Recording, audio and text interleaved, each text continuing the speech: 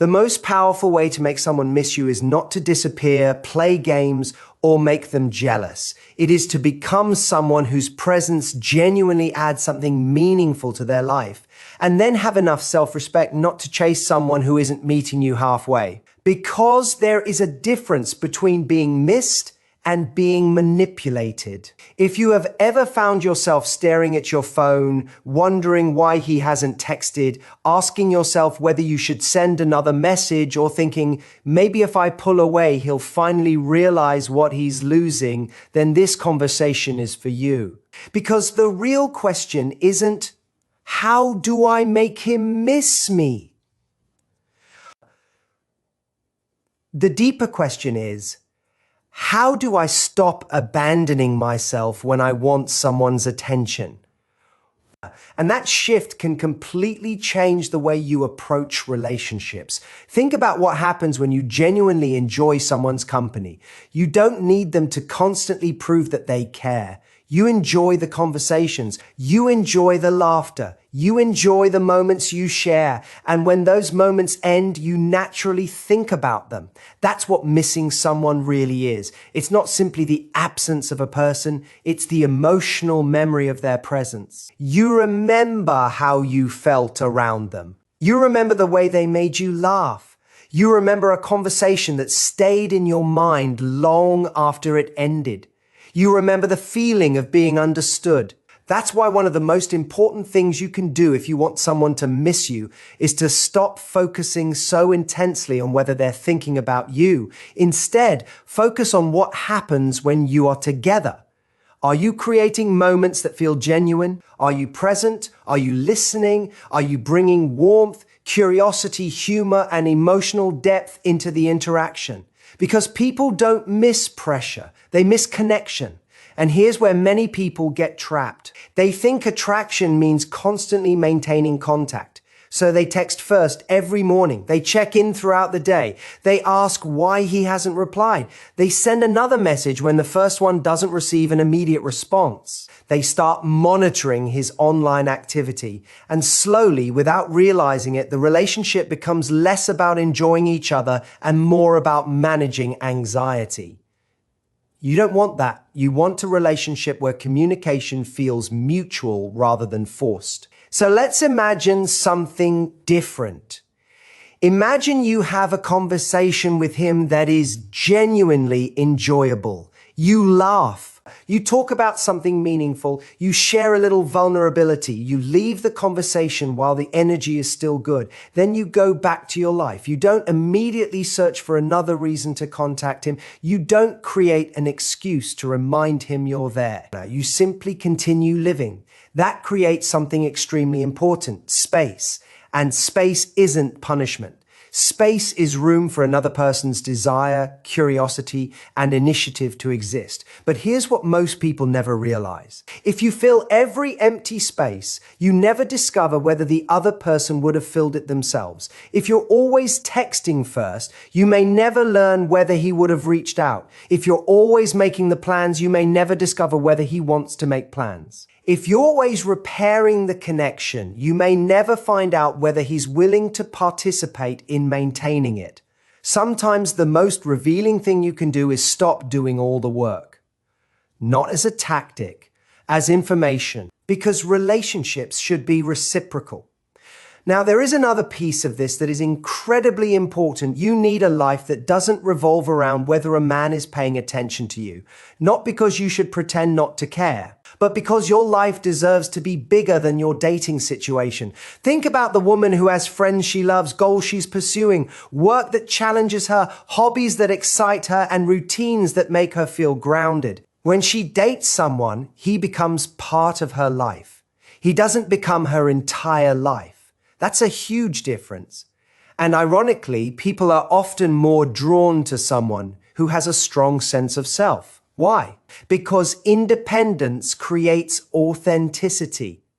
You're not constantly asking, what should I say so he likes me? You're asking, do I actually like what is happening here? That's confidence. And confidence doesn't mean acting cold. It means being able to care without losing yourself. Let's take a realistic example. Imagine a woman named Emma. She meets a man she really likes. Their first few dates are wonderful. He texts her regularly, they laugh together, and she feels excited. Then suddenly his messages become less frequent. Emma panics. She starts thinking he's losing interest. So she increases her effort. She sends more messages. She asks when they're going to meet again. She tries harder to keep the conversation alive, but instead of creating closeness, her anxiety begins controlling the relationship. Now imagine Emma makes a different choice. She notices the change. She doesn't punish him. She doesn't become rude. She doesn't post something online to make him jealous. She simply stops overfunctioning. She continues with her plans. She responds warmly when he reaches out, and she allows his actions to provide information. If he is interested, he now has room to demonstrate it. If he isn't, she discovers that sooner rather than later. And that's incredibly valuable. Because the goal isn't to make the wrong person chase you. The goal is to recognize the person who naturally wants to move toward you. This is where self-respect becomes attractive. Self-respect says, I would love for this to work, but I won't force it. It says, I care about you, but I also care about myself. It says, I don't need to compete for basic attention.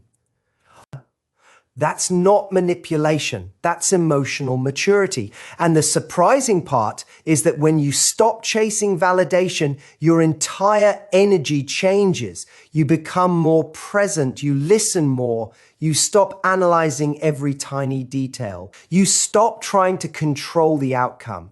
And suddenly, dating becomes less exhausting. You aren't performing, you're participating. There's another important principle here. Don't give someone the emotional benefits of a relationship while receiving the uncertainty of one. If he only contacts you when he's bored, you don't need to immediately become available. If he repeatedly cancels plans without making an effort to reschedule, you don't need to keep rearranging your life.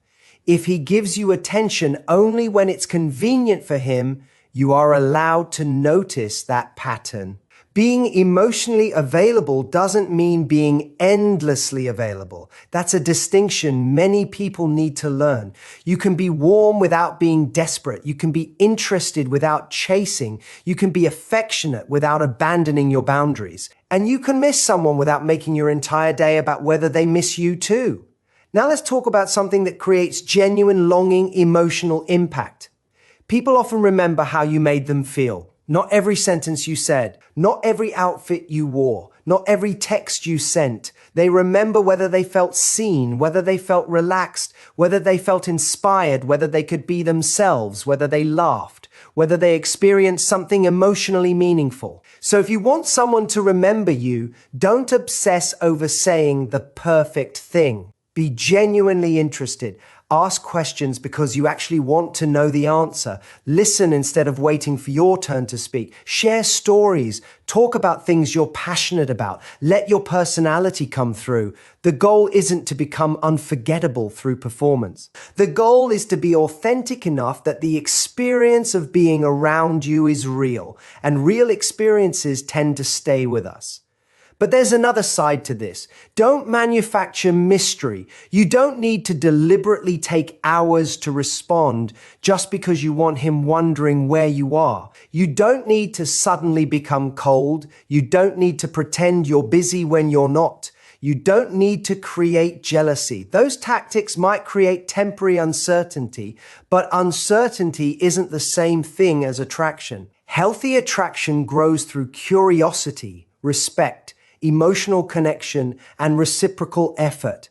If he misses you because you disappeared to manipulate him, that's not the kind of connection you want. You want him to miss you because your presence genuinely meant something, that distinction matters. So what should you actually do live your life fully when you're together? Be present. When the conversation ends, let it end naturally. Don't force another interaction simply because you're afraid the connection will disappear. Give him opportunities to initiate. Give yourself opportunities to observe and keep investing in your own world. Go see your friends. Work toward your goals. Exercise, read, travel when you can, learn something new, spend time with people who make you feel like yourself. Build a life you don't need to escape from, because the most attractive thing isn't pretending you don't need anyone. It's knowing that you can love someone deeply without needing them to complete you. And this is where everything changes. When you stop chasing, you don't necessarily make him chase you. You make room to discover whether he wants to. That's much more powerful, because now you're no longer trying to manufacture his feelings. You're observing them. You're giving him the freedom to show you who he is. And you're giving yourself the freedom to believe what his actions tell you. If he reaches out, engage naturally. If he makes plans, appreciate the effort. If he wants to know about your life, let him. If he consistently shows interest, allow the relationship to develop. But if he repeatedly gives you very little, don't spend months trying to turn that little into something more. Your worth doesn't increase because someone finally decides to appreciate it. Your worth was there before they arrive. Remember that. The right person doesn't need to be psychologically tricked into missing you. They experience your absence because they genuinely value your presence. And that's the kind of love worth building. So if you're sitting there wondering what to text him next, take a breath. Put the phone down for a moment. Ask yourself, what would I be doing right now if I wasn't waiting for his attention? Then go do that. Not to make him wonder, not to make him jealous, not to punish him. Do it because your life is happening right now, and you deserve to be present for it. Because when you build a life full of meaning, confidence, friendship, purpose, and self-respect, you become less concerned with whether someone is missing you and far more capable of recognizing whether they are truly choosing you. And that is the real goal. Not to make someone chase you, not to become impossible to forget, but to become so grounded in your own worth that you no longer chase people who aren't moving toward you. You can love someone, you can miss them, you can hope they choose you, and still choose yourself first. That isn't playing hard to get. That's knowing what healthy love feels like. And that is the real goal. Not to make someone chase you, not to become impossible to forget, but to become so grounded in your own worth that you no longer chase people who aren't moving towards you. Because there is something most people don't understand about missing someone, absence only creates longing when there was already something meaningful to miss. If every interaction was filled with pressure, anxiety, or the feeling that someone was trying to secure your attention, distance doesn't suddenly create romance. It simply creates distance. But when someone has experienced your warmth, your humor, your curiosity, your confidence, and the feeling of being genuinely understood by you, then your absence can naturally become noticeable. They may find themselves thinking about a conversation you had. They may hear a song that reminds them of something you said. They may pass a place where you once spent time together. They may suddenly realize, I haven't heard from her today. That isn't a game, that's memory. And memory is one of the ways emotional connection continues when two people aren't physically together. But here's where you have to be careful. Don't become obsessed with creating memories simply so someone will miss you. That's still chasing, just in a more sophisticated disguise. The healthiest approach is much simpler. Have meaningful experiences because you enjoy them. Laugh because something is funny. Talk about your dreams because you genuinely want to share them. Be affectionate because you genuinely feel affection. Let yourself be interested without becoming consumed. When your behavior comes from authenticity rather than strategy, you don't have to constantly calculate whether you're doing enough. You can simply be yourself. And that brings us to one of the most powerful forms of attraction, emotional freedom.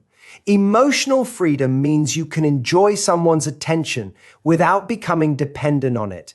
You can be excited when he texts without feeling devastated when he doesn't. You can look forward to seeing him without spending the entire day imagining what might happen. You can care about the relationship without making the relationship the measure of your worth. That's a completely different emotional state, and people can feel the difference. Imagine talking to someone who desperately needs you to like them. Every sentence feels carefully chosen. Every reaction is being monitored. You compliment them and immediately they look for reassurance that you really meant it. Now imagine talking to someone who enjoys your company but isn't trying to extract approval from you. They're curious, they're relaxed, they have opinions, they can laugh at themselves, they can disagree without becoming defensive. They can enjoy a good conversation without needing it to guarantee a future. Which person feels easier to connect with? Usually the second. Because emotional freedom creates space for two people to actually meet each other. And this is something I want you to remember whenever you're tempted to chase. Your job isn't to convince someone that you're valuable. Your job is to live in a way that reflects that you know you are. There's a huge difference. When you believe you have to prove yourself, you tolerate things you normally wouldn't. You answer messages immediately, even when you're exhausted. You cancel plans because he suddenly becomes available. You accept vague invitations because you're afraid saying no will make him lose interest. You overlook inconsistency because you don't want to appear demanding. Slowly, you begin negotiating against yourself. And eventually, you don't even recognize the person you've become. That isn't love. That's fear. And fear is a terrible relationship advisor. So instead, practice something much healthier. Let your availability reflect your actual life. If you're free and genuinely want to see him, great. If you already have plans, keep them. If you're tired, rest. If you need space, take it. You don't need to create artificial scarcity. You simply need to stop behaving as though your life is always waiting for another person to arrive. And here's something fascinating. When you stop rearranging your entire life around someone, you may discover something important about them. A healthy person will respect it. They'll say, "No problem. What day works for you?" An insecure or entitled person may become irritated. They may accuse you of not caring. They may suddenly withdraw because they expected unlimited access to you. That reaction gives you information. Your boundaries don't destroy healthy relationships. They reveal unhealthy ones. Now let's talk about communication. If you want someone to miss you, you don't need to become emotionally unavailable. In fact, emotional availability is one of the most powerful foundations of connection. When you're with someone, let them experience the real you. Don't hide every feeling because you think vulnerability will make you less attractive. Don't pretend you don't care when you do. Don't turn every conversation into a test. Instead, learn the difference between vulnerability and emotional overdependence. Vulnerability says, "I enjoyed spending time with you." Overdependence says, "I need you to tell me you enjoyed it too, or I'm going to spiral." Vulnerability says, "I like you." Overdependence says, "I need you to like me exactly as much as I like you." Vulnerability creates intimacy. Overdependence creates pressure. And understanding that difference can completely transform your dating life. Now imagine you have just had an amazing date. You laughed for hours. You had a meaningful conversation. There was chemistry. You say goodbye. What happens next? The anxious part of your mind might immediately start asking questions. Should I text him? Should I wait? How long should I wait? Did I talk too much? Did I seem too interested? Why hasn't he texted yet?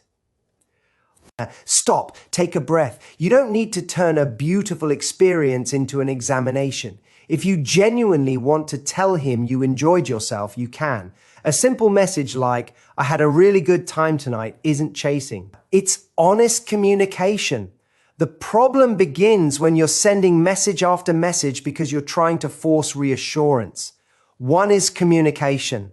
10 may be anxiety looking for relief. Learn to recognize the difference, and if you send a message, allow the other person room to respond. This is one of the hardest skills in modern dating. Waiting without spiraling. You send something, then you return to your life. You don't repeatedly check whether he's online. You don't interpret his social media activity. You don't create imaginary explanations.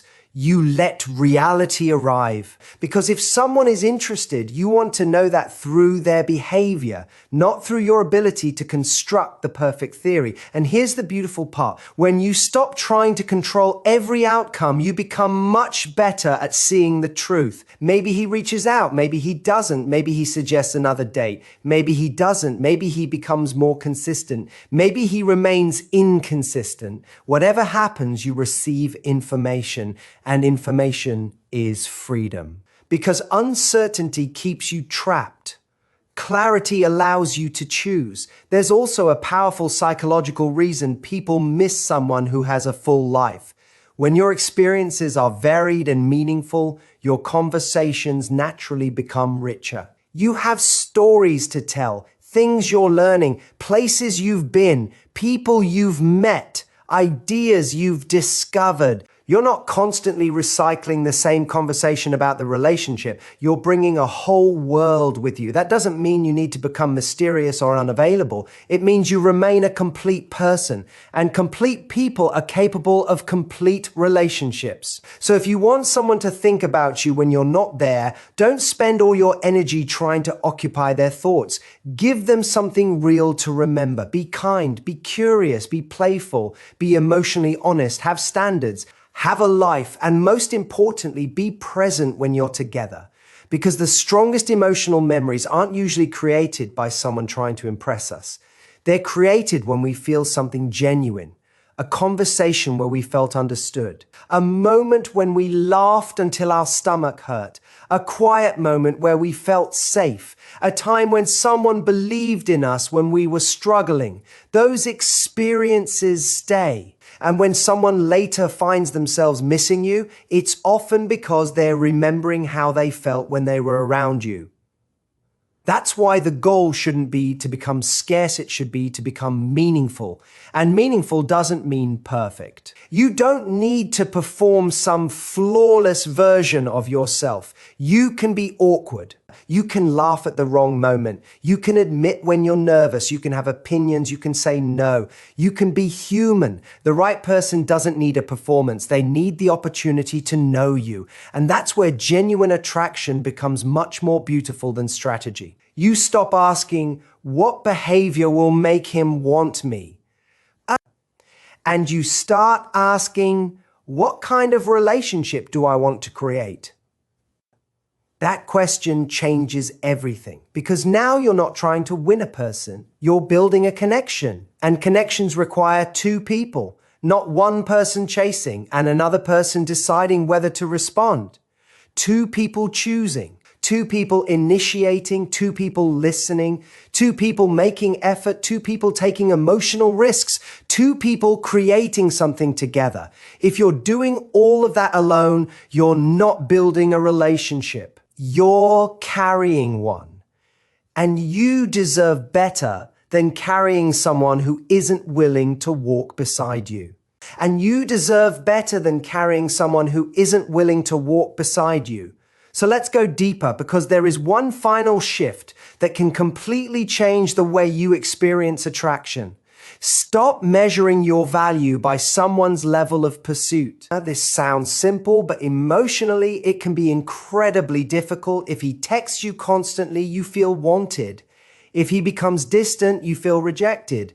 If he plans a date, you feel important. If he doesn't, you question yourself. And suddenly your emotional state is being controlled by another person's behavior. That's an exhausting way to live. Your confidence can't depend on someone else's consistency.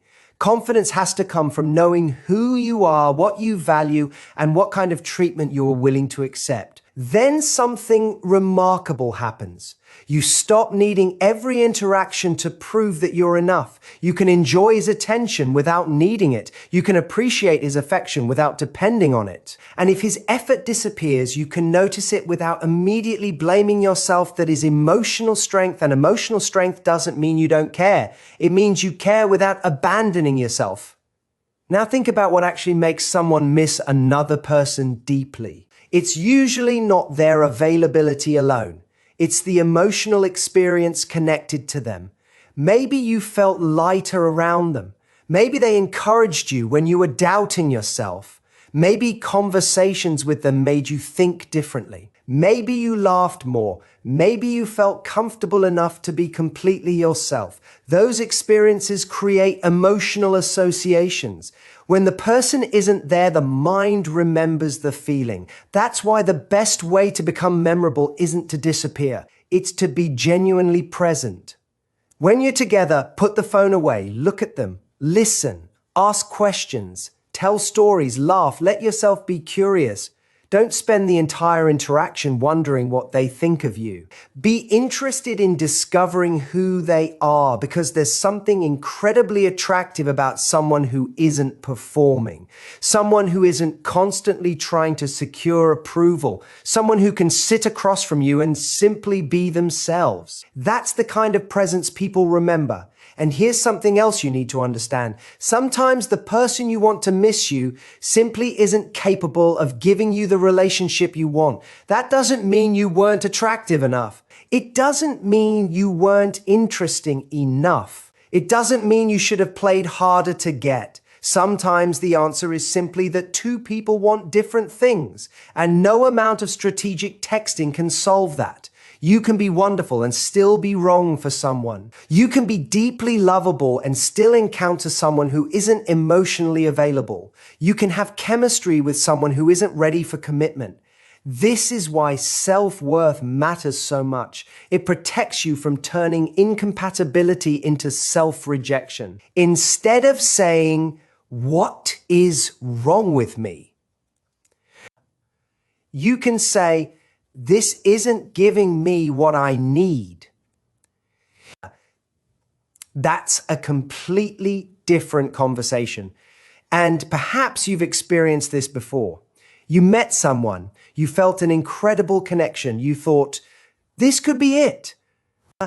Then they became inconsistent. You tried harder, you became more available, you gave more, you waited, you analyzed, you hoped. And eventually you realized you were spending more time trying to make the relationship happen than actually enjoying a relationship. That's the moment to wake up, because love should require effort, but it shouldn't require you to constantly convince another person to participate. Effort is healthy. Chasing is exhausting. Communication is healthy. Begging for reassurance is exhausting. Vulnerability is healthy. Over-explaining your worth is exhausting. There's a difference. And once you understand that difference, you become much more selective about where you invest your emotional energy. You don't need to become cold. You don't need to stop caring. You simply stop giving more than the relationship can hold. If someone gives you one step, you don't have to give them 10. You can meet them where they are and observe whether they continue moving towards you. That's not a game, that's reciprocity. And reciprocity is one of the most beautiful things in love. Imagine two people who both want to talk. Neither is keeping score. Neither is thinking, I texted last time, so now it's his turn. They simply communicate because they want to. Imagine two people who both want to make plans. Neither is pretending to be unavailable. They look at their schedules and find a time. Imagine two people who both experience conflict. Instead of disappearing, they talk. Instead of trying to win, they try to understand. That's the relationship you should be looking for. Not one where you have mastered the perfect technique for making someone chase you. One where you don't have to. Because when someone genuinely values you, their interest doesn't require constant manipulation. You can still have mystery. You can still have independence. You can still have your own life, but you don't need emotional games. You don't need to create jealousy. You don't need to disappear for exactly 48 hours. You don't need to calculate how long it should take you to reply. You don't need to pretend you're less interested than you are. You need honesty. You need boundaries. You need a life. And you need the courage to walk away from situations that repeatedly make you feel small. Now, I want you to imagine something. Imagine waking up tomorrow and deciding that your goal isn't to make him miss you. Your goal is to become deeply connected to your own life. You wake up and you have something you're working toward. You have people you care about. You have things you're excited about. You take care of your body. You learn. You create. You laugh. You pursue your goals. And when someone enters your life, you don't ask them to rescue you from boredom or loneliness. You invite them to share something already meaningful that's a powerful position to date from, because then love becomes an addition, not a rescue. And if he misses you, wonderful. If he reaches out, wonderful. If he wants to build something, wonderful. But your entire emotional world doesn't collapse when he doesn't. That is freedom. And sometimes, ironically, the moment you stop desperately trying to be missed is the moment you become unforgettable. Not because you've discovered a trick, because you've become fully yourself again. There's another important lesson here. Never confuse someone's temporary attention with genuine emotional investment. A person can text you all night and still not want a relationship. A person can flirt intensely and still be unavailable. A person can tell you you're beautiful and still fail to treat you with respect. Words create excitement. Patterns create trust. So look at the whole picture. Does he make effort? Does he follow through? Does he respect you? Does he show curiosity about your life? Does he make space for you? Does he communicate honestly? Does he respond when you express a need? Does he make you feel emotionally safe? These questions are much more useful than asking whether you found the perfect way to make him miss you. Because ultimately, you don't just want to be missed. You want to be chosen. You want someone who doesn't simply notice your absence. You want someone who wants your presence in their life. And those are two very different things. Someone can miss you and still not be capable of loving you well. Remember that. Missing is an emotion. Choosing is a behavior. And relationships are built through behavior. So if you're wondering what to do next, here's the simplest answer. Stop trying to control his feelings. Start paying attention to his actions. Stop trying to create scarcity. Create a full life. Stop chasing reassurance. Build inner security. Stop asking, how can I make him want me more? Ask, is this relationship meeting me with the same energy I'm bringing? That question will save you so much heartbreak, because the right relationship doesn't require you to become smaller, quieter, colder, or more mysterious. It allows you to become more yourself. And if someone genuinely misses you, let them show it. Give them room to reach out. Give them room to make plans. Give them room to demonstrate effort. And if they don't, believe the information. Don't turn silence into a puzzle that you have to solve. Don't turn inconsistency into a challenge you have to win. Don't turn someone's lack of effort into a referendum on your worth. Sometimes the most loving thing you can do for yourself is stop trying to convince someone to see what you already know you bring to the table. You deserve someone who recognizes your value without requiring you to perform for it. You deserve someone who enjoys hearing from you but also thinks about you when you're not there. Someone who doesn't only want your attention but wants to know your world. Someone who doesn't only enjoy your affection but respects your boundaries. Someone who doesn't simply miss you when you're gone, but makes an effort to create a future where you can be together. That's the difference between temporary attraction and meaningful connection. So yes, let him miss you, but don't make that your mission. Let him experience your absence naturally because you're living your life. Let him remember your smile because you were genuinely happy. Let him remember your conversations because you were genuinely present. Let him remember how safe it felt to talk to you because you weren't pretending. and let him discover whether he wants more. Your responsibility is not to manufacture his desire. Your responsibility is to protect your heart while remaining open to something real. Because the most powerful form of attraction isn't chasing. It's two people freely moving toward each other, and when that happens, you won't have to spend every night wondering whether he misses you. You'll know. Not because he played the perfect game, but because his actions make his feelings easier to understand. And that is the kind of love you should want. Not love that keeps you anxious. Not love that requires constant strategy. Not love that makes you question your worth. Love that brings peace. Love that brings honesty. Love that gives you room to be yourself. Love where both people choose each other, not once but repeatedly. So the next time you feel the urge to chase, pause, take a breath, put the phone down, return to your own life. Remember who you were before you started wondering whether someone else would choose you. Because you were already worthy then. You are worthy now, and you will remain worthy regardless of what another person decides. The goal isn't to make someone miss you deeply. The goal is to build a life so deeply connected to your own worth that you never again have to chase someone for the privilege of being loved. And when the right person comes along, you won't need to manipulate distance to create desire. You'll simply give them the chance to meet you. And if they are right for you, they'll move toward you too.